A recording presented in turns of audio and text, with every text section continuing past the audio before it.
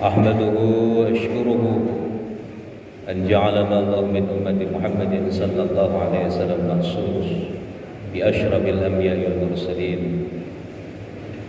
أشهد أن لا إله إلا الله وحده لا شريك له رب العالمين.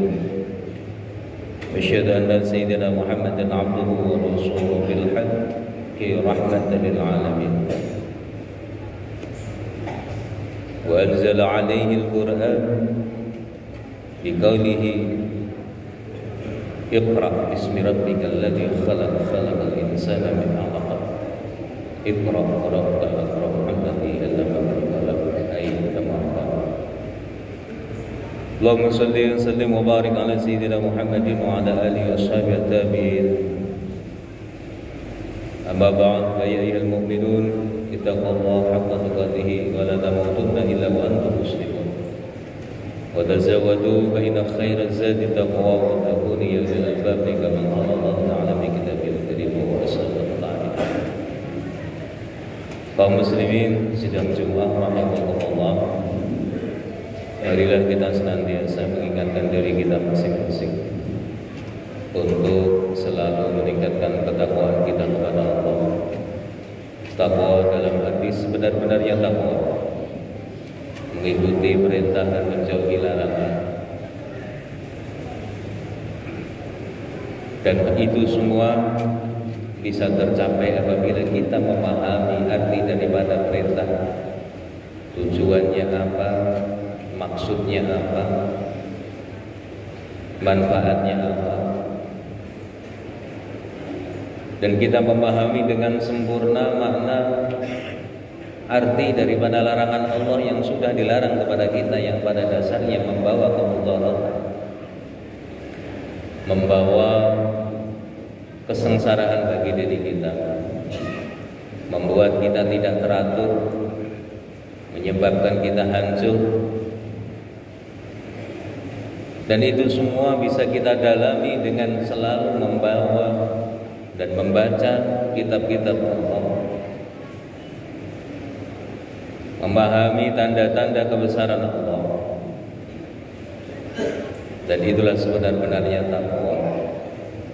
Dalam firman-Nya Allah menyatakan ketika Nabiullah Muhammad sallallahu alaihi wasallam pertama kali mendapatkan wahyu, Iqra bismi rabbikal ladzi khalaq.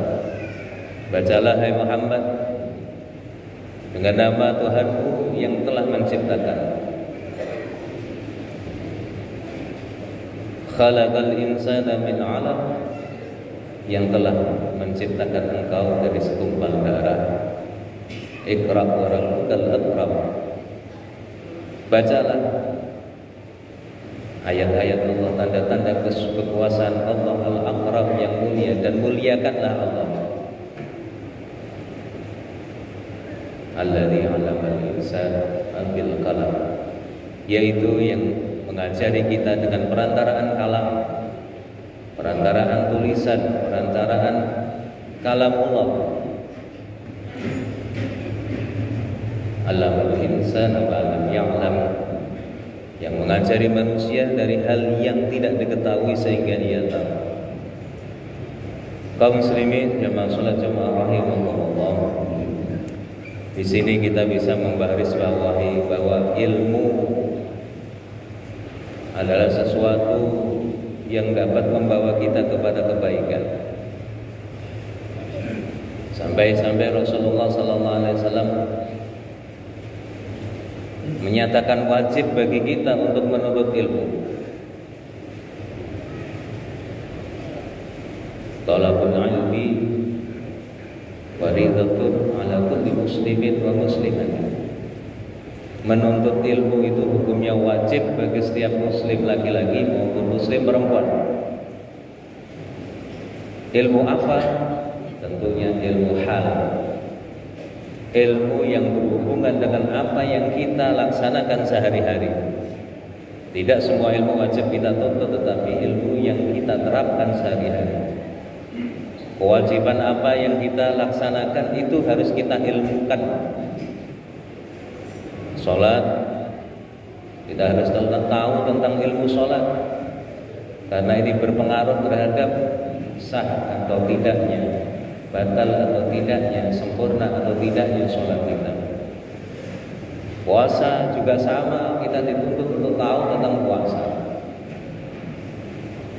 Begitu pula dalam kehidupan sehari-hari, ketika kita berdagang, ketika kita bersama-sama melakukan pekerjaan, harus tahu ilmunya, jangan sampai masuk di dalam lingkup barang yang haram. Disinilah ilmu mempunyai peranan yang luar biasa bagi kita. Oleh karena itu, mari kita sengkakkan waktu kita sedikit demi sedikit untuk menambah keilmuan kita supaya kita tahu. Kalau tidak tahu, mari kita cari. Kita tanya kepada para ulama, kita tanya kepada orang yang ahli ilmu. Karena Allah menggaransi mereka, innama yakhsyallaha min ibadihil ulama. Orang yang paling dekat kepada Allah itu ulama. Yang bisa tahu kadar keilmuan itu ulama. Di dalam firman Allah yang lain, was'alu ahla dzikri in kuntum la ta'lamun. Tanyalah kepada ahli zikir, ahli fikir, ulama, ahli ilmu jika kalian tidak tahu. Namun fenomena pada saat ini banyak sekali, kita tidak bisa membedakan mana ulama yang hak, yang benar, mana ulama yang yang salah, atau yang kurang sempurna, sehingga menimbulkan tafsir-tafsir yang berbeda, menimbulkan hal-hal yang di luar nalar kita, sehingga kita terjebak dalam komunitas-komunitas yang tidak jelas, yang menyebabkan kita tidak ingat kepada Allah, yang menyebabkan kita semakin jauh kepada Allah. Maka dari itu Allah menggaransi daripada ulama tersebut. Garansi Allah adalah dalam sesuatu hal itu harus didasarkan kepada ilmu. وَلِيَعْلَمَ الَّذِينَ أُوتُوا الْعِلْمَ أَنَّهُ الْحَقُّ مِنْ رَبِّهِمْ Annahul haqqu min rabbikum. Dan hendaklah mengetahui kita semua, kepada orang-orang yang mencari ilmu, ukurannya adalah ilmu, kebenaran itu akan didapat. Annahul haqqu min rabbik, bahwasanya kebenaran itu benar adanya dari Allah. Jadi apabila kita mencari kebenaran harus didasarkan dengan ilmu. Tanpa ilmu kebenaran itu akan menjadi bias. Tanpa ilmu seseorang bisa menjadikan kesesatan kepada yang lain. Misalnya dalam bidang umum saja, seseorang yang tidak bisa ilmu kedokteran, tidak pernah sekolah, tidak pernah praktek ilmu kedokteran. Setelah ia membaca 5 buku, 10 buku tentang kedokteran, dan dia hafal di luar kepala, lalu dia pasang plang, dokter fulan menerima pasien jam sekian sampai jam sekian. Ini juga akan menyebabkan keresahan di dalam masyarakat, kesesatan di dalam masyarakat. Meskipun tahu, paham, tetapi bukan dari apa yang ia lakukan atau ia pelajari selama ini menjadi profesi yang mulia. Ataupun seseorang yang membaca tentang ilmu komputer misalnya, habis beberapa buku sehingga ia tidak pernah praktek, membuka praktek komputer. Yang ada komputernya tidak tambah baik, tapi tambah rusak karena bukan ahlinya. Garansi Allah, fas'alu ahla dzikri, tanyalah kepada ahli zikir. jika kalian tidak tahu. Ahli ilmu jika kalian tidak tahu. Begitu pula ulama. Ulama bukan jadi-jadian. Rasulullah sallallahu alaihi wasallam menyatakan, "Innallaha sesungguhnya Allah la yanzi'al ilma intiza'an yantazi'u." Tidak akan mencabut ilmu secara langsung dari bumi. Tetapi walakin la yaqbidullah ilman intiza'an yantazi'u walakin yaqbidul ilma biqabdil ulama. Tetapi Allah mencabut ilmu itu dari kematiannya orang ulama, sampai tidak tersisa nantinya ulama yattakhiduna ru'asan juhala. Mereka akan mengambil ketua pemimpin yang bodoh untuk dijadikan ulama. Fasu'ilu wa aftu, sehingga ia akan ditanya dan ia akan menjawab, berfatwa. Hum dallu wa adallu, kata Nabi, mereka sesat dan menyesatkan.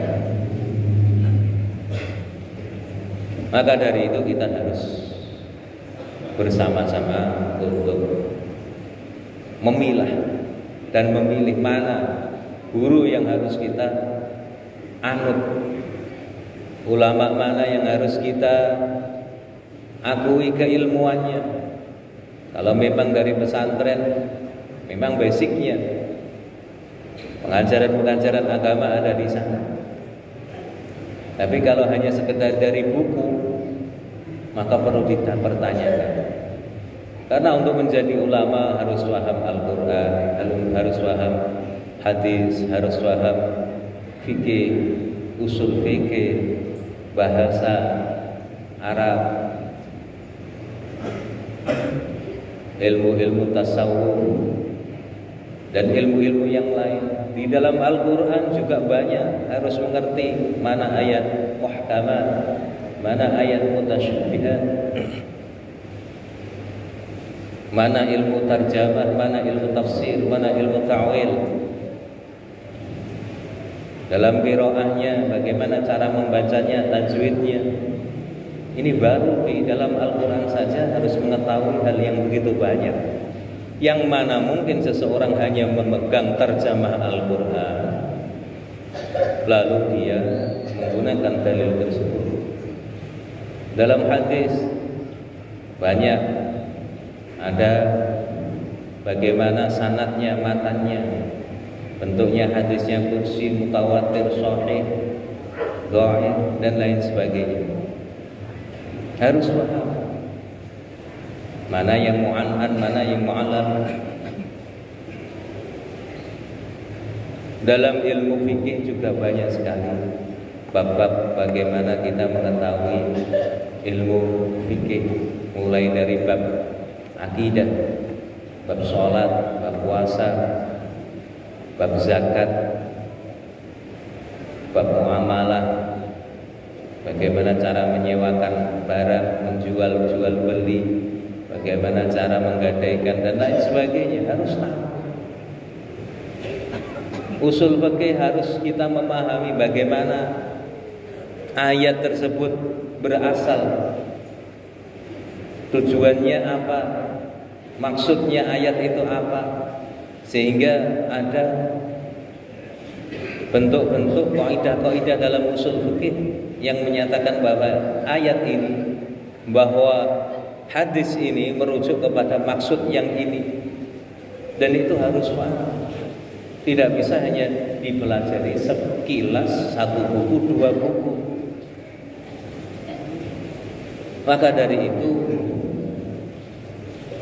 kita harus mendudukkan semua pada proporsinya, mendudukkan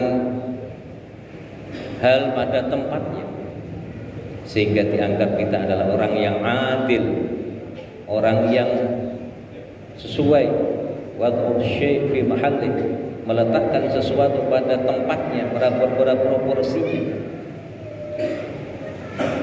Oleh karena itu ilmu sangatlah utama. Begitu pula dalam ilmu yang lain, ulama yang tidak tahu tentang kedokteran tidak usah bicara tentang kedokteran.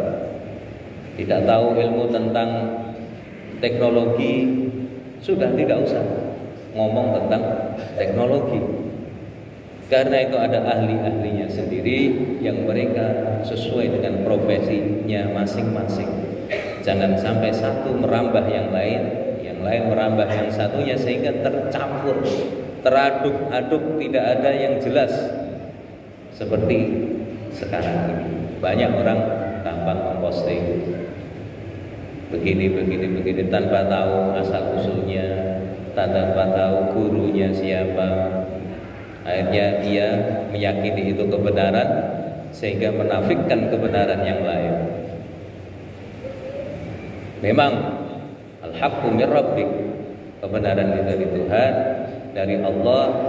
Jangan sekali-kali jadi orang yang bimbang, tetapi harus didasarkan kepada ilmu. Seorang ulama mengatakan,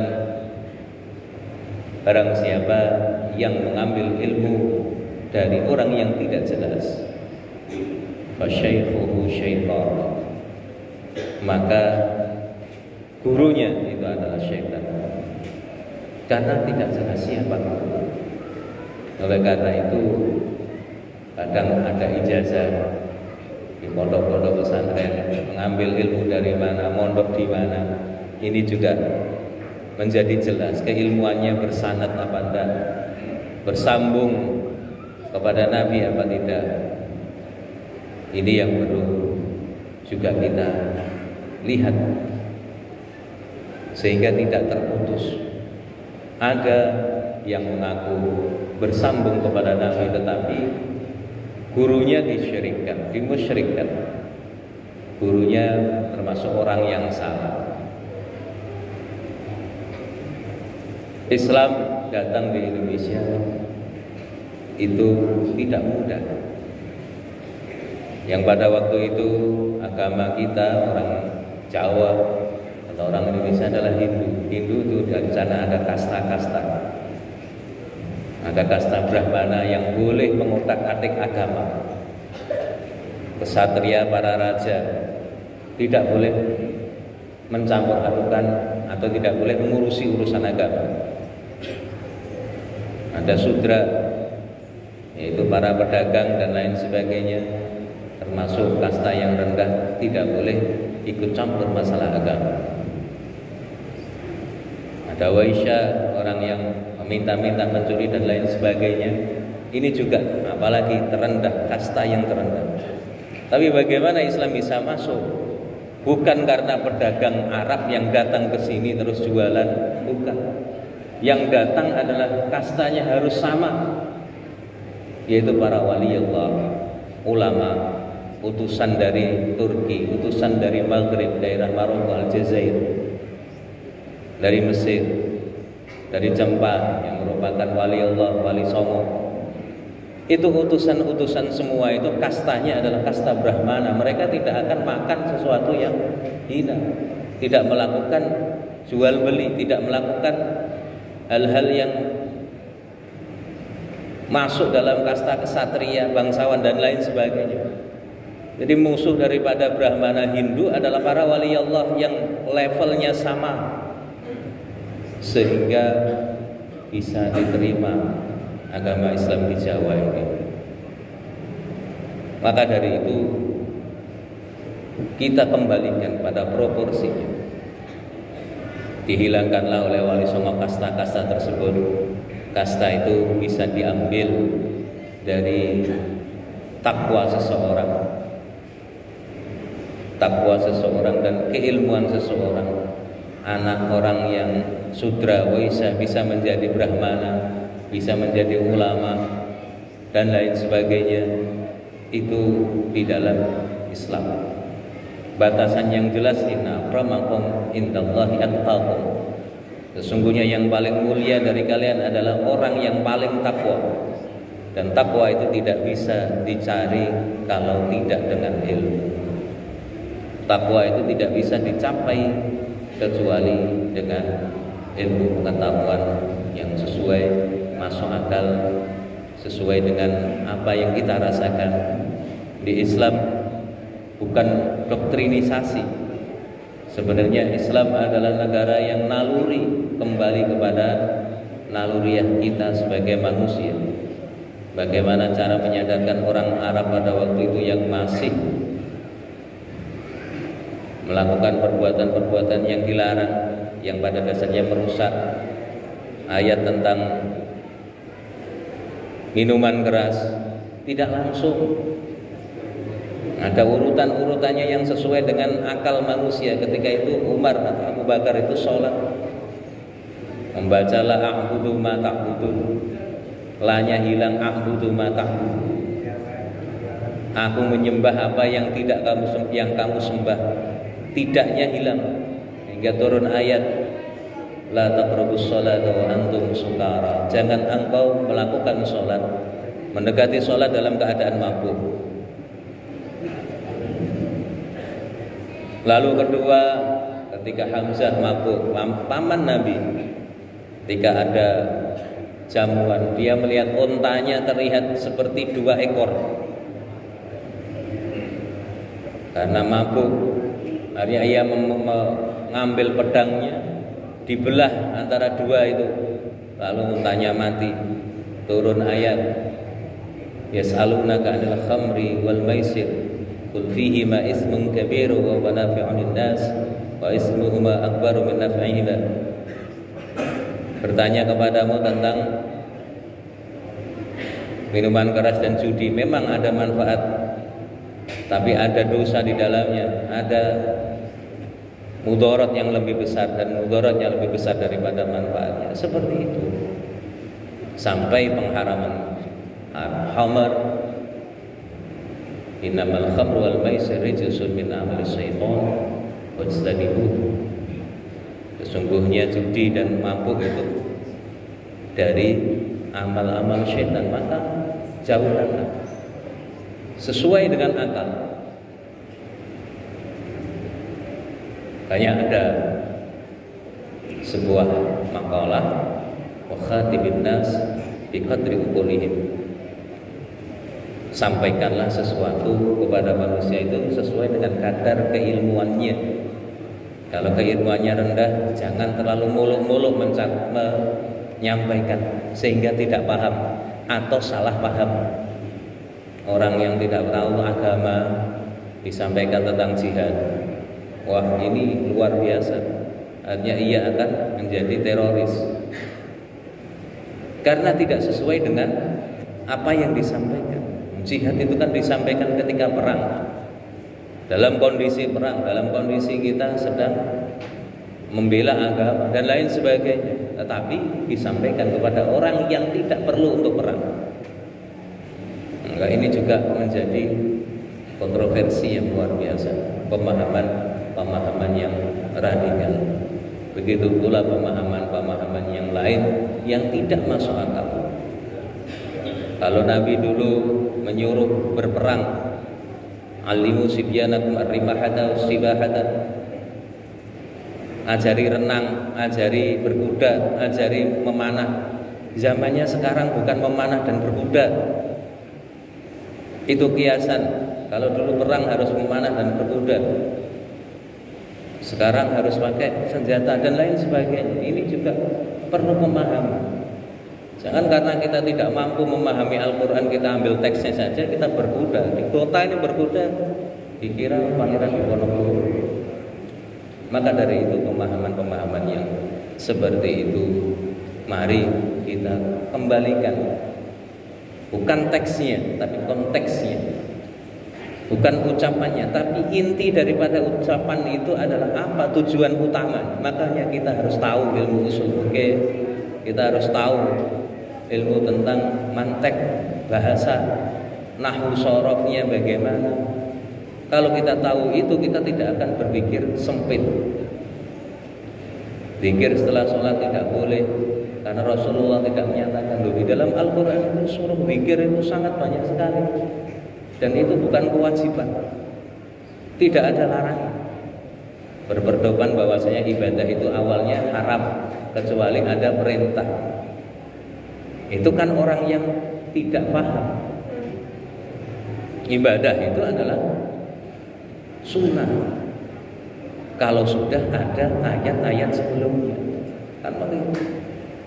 Kecuali kalau tidak ada surat untuk berzikir, di dalam Al-Quran tidak ada itu, tidak ada ayat tentang udzurullaha qiyaman wa qu'udan, udhuruni adzukum dan lain sebagainya. Banyak sekali. Kalau tidak ada ayat itu, saya jangan zikir, tidak ada perintah. Maka dari itu pemahaman-pemahaman sempit ini harus kita singkirkan. Ad-dinu aqlun la dina liman la aqlalah. Agama itu adalah sesuai akal. Tidak masuk orang yang beragama atau salah dalam beragama kalau dia tidak menggunakan akal. Semoga kita semua diberikan ilmu yang bermanfaat oleh Allah Subhanahu wa taala, dimasukkan di dalam hati kita, tidak mudah mengklaim kebenaran atas diri kita kecuali kita dasarkan kepada ilmu yang bersanad kepada Rasulullah sallallahu alaihi wasallam. A'udzu billahi minasy syaithanir rajim. Bismillahirrahmanirrahim.